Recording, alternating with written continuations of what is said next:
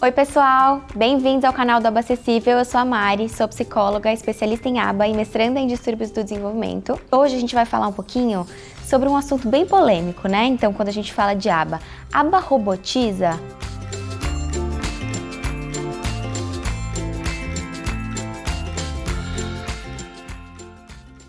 Eu tenho certeza que você já ouviu essa afirmação se você trabalha com análise de comportamento aplicada. A gente tem esse preconceito, né, quando a gente fala de aba.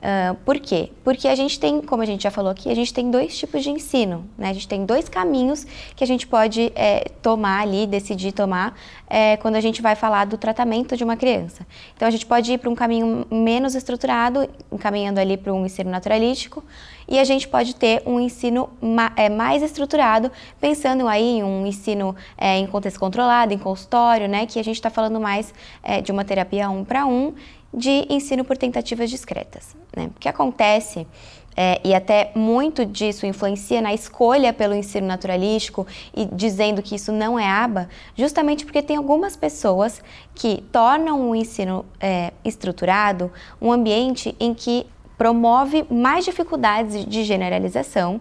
Então a criança, ela não tem muitas vezes poder de escolha ali, então ela não é, muitas vezes ela não é validada, né? Ela perde um pouco da espontaneidade dela, a ponto de ela ficar né, dela ser chamada de uma criança robotizada. Mas isso não é aba, né? Então a gente tem que entender que uma aba que robotiza não é aba, porque não está dentro dos princípios éticos e aplicáveis da análise do comportamento. A gente precisa pensar em uma intervenção que seja, que esteja de acordo com a criança, o que ela permite que a gente faça com ela. Então, assentimento, consentimento, sempre isso tem que estar alinhado com a nossa intervenção. A gente tem que ensinar coisas que são efetivas, que a criança vai utilizar na vida dela. Então, não adianta a gente ensinar ela a falar o endereço da casa dela, se de repente ela não vai usar isso, né? Se de repente ela mora num condomínio fechado em que ela vai ter, sei lá, que ela não vai precisar usar essa habilidade. Então a gente tem que pensar em ensino estruturado, sim, não é um problema a gente usar um ensino estruturado,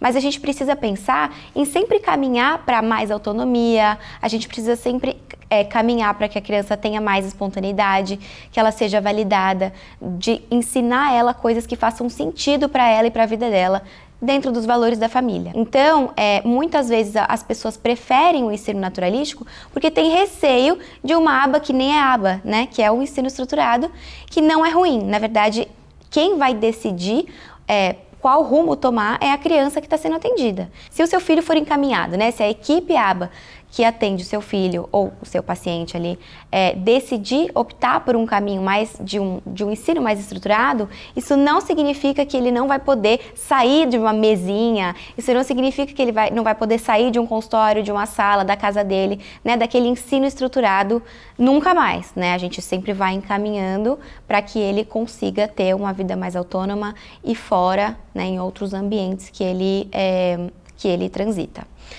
E assim, a gente também tem essa questão de mostrar que aba não precisa ser na mesinha. Se você está fazendo uma sessão estruturada, você pode fazer a sessão estruturada no chão, você pode fazer a sessão em outros ambientes da casa, você pode mudar de sala, você pode, né, tem mudanças ali que você pode fazer para deixar a criança mais confortável. Imagina que se você estivesse atrás de uma mesinha, encostada numa parede, e as pessoas te colocando 1 milhão de tentativas ali para você repetir, claro que a gente também ficaria robotizado.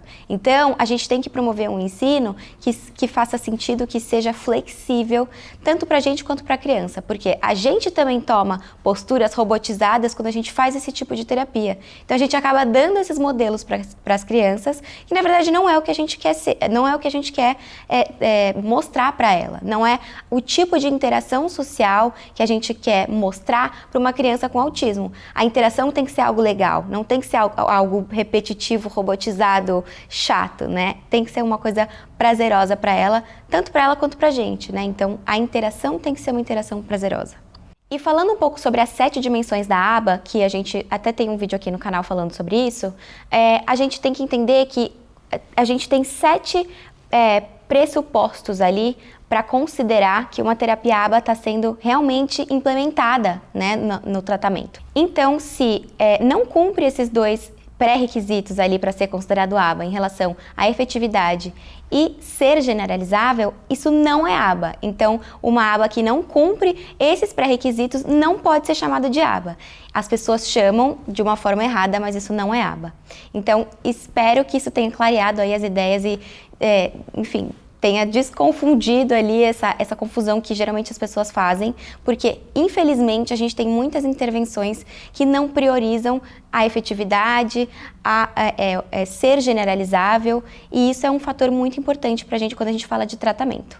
Então, se você gostou desse conteúdo, se esse conteúdo fez sentido para você, e você acha que seria legal enviar para alguém, envia. E para eles conseguirem também tirar essas dúvidas em relação se aba robotiza ou não, mas na verdade aba que robotiza não é aba.